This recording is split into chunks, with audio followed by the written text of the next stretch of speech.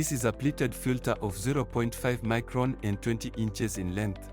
It is a type of filter used to remove suspended solids from water. Suspended solids include the sand particles, dust particles, and any other suspended matter in the water.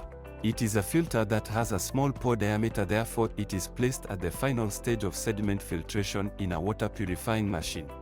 Pleated filters are available in different sizes and readily captures pathogens and filtering out even the tiniest bacteria. To replace a wound filter, you unwrap the filter and carefully place it in an already open filter housing, then you tightly screw the housing onto the filtration machine.